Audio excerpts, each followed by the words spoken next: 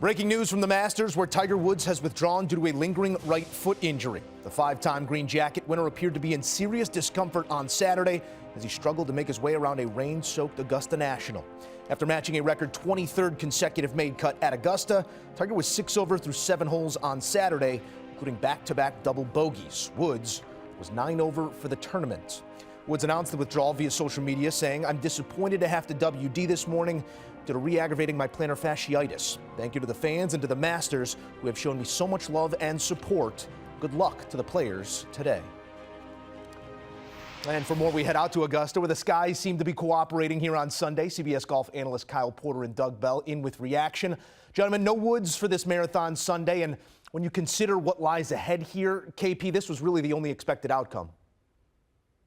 Yeah, no Woods and no surprise, I don't think, Doug. You know, I watched him for a little while, Joe, on Saturday morning as he finished up his second round, and I don't know if this came across on TV, but as he was walking from 16 green to 17 tee, Doug, he slipped a little bit. I couldn't tell if it was on pine straw or on grass. It was really wet out there, obviously, and he was, I mean, he's been, you see him this week, and he's in a lot of pain, but this was a moment where it was extraordinary pain, and from that moment on, he was 8 over. He finished out bogey, then played, obviously, the first part of his third round in 6 over. So it never really clicked for him after that. And after seeing some of the video from late on Saturday, it became pretty obvious that he was not going to be able to go on Sunday. I would have been more surprised if he would have stayed in the tournament than that he withdrew. Plantar fasciitis, if you've ever had that, it's debilitating. And amidst his ankle and knee issues and the bad back, now he has that awful situation with his foot. And you mentioned it, Kyle, that video was hard to watch as he limped off the golf course late yesterday. He doubled 15, doubled 16. So we can understand. He got the bad draw, Joe. There's no question about it. He played early on Thursday and then late on Friday and got caught in that weather situation. He had to come out early Saturday morning, which didn't do him any favors whatsoever, even though he made the cut. But yeah, Tiger is headed home to South Florida, and we'll see if he tees it up in the next major championship, the PGA. Yeah, at these majors, we've watched Tiger grind it out and try and make these cut lines and be rewarded only with days like we saw on Saturday weather-wise, just not cooperating, nor was the body. Yesterday, Kyle, you spoke of the admirable fact that Woods was even out there trying to do it. No one pulls for the cat harder than me, but it's a shame that this is how we have to celebrate him at the Masters here for a second straight year. Kyle, what's left for Woods? Not just here at Augusta, but in professional golf, I guess. I think it's a good question, and I think it's a question that I've been thinking about more this year than I was last year, Joe, because last year you kind of came in saying, I don't know. I don't know what this is going to be like. I don't know what 2022 holds. And it was, I think, as good as anybody could have hoped last year. But this year, it seems like regression, at least not with his game. The game is still mostly there, which I think is I don't know if that's shocking, but it's kind of astounding to see, but regression with the body. And so if that's the case, if the trajectory is not upward but downward, then I just don't know, Doug, how many majors we're going to see him at the future. I mean, he said on Tuesday even, I don't know how many more of these I have left in me, and I don't think that was hyperbole. I think he's kind of being honest there. Yeah, instead of progression, we've seen digression. You're right. You know, it is interesting. This is the one place that I think he really believes he can still get number 6, just because it's a course that favors those who've played it many, many years. I mean, Jack won it when he was 46. Of course, Tiger's 47. Phil played great this week, and he's 52. We saw Fred Couples make the cut at 63 years and 6 months.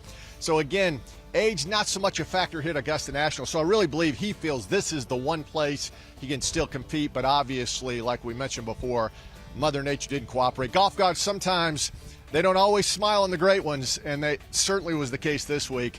It was just a bad situation for Tiger all the way around. Yeah, his knowledge of that place seemingly at odds with what this place asks in terms of the walk between shots. Heroes, guys, at some point do turn human, and there have been far more human moments than heroics for Woods here in recent memory at the majors.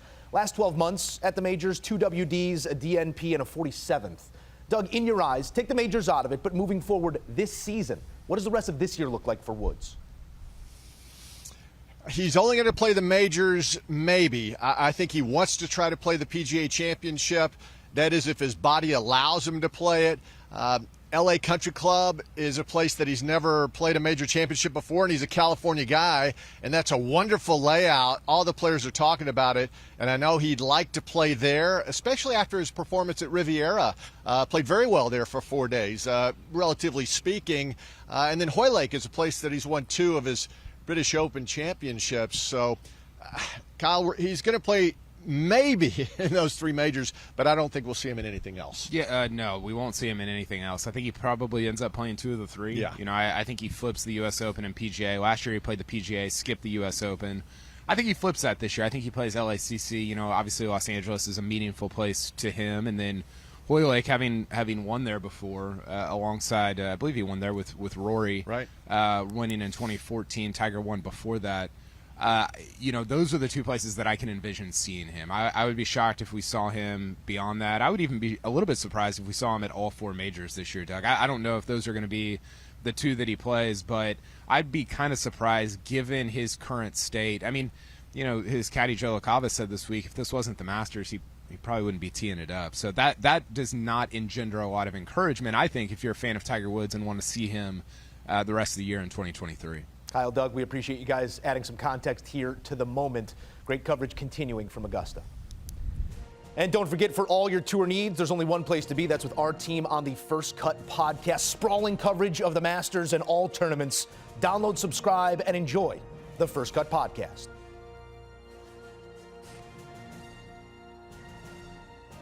Do you want a sports network that delivers everything that matters about the game? The highlights, the picks, the instant analysis, no yelling, no fake debates, no politics. Hit the subscribe button and never miss a moment.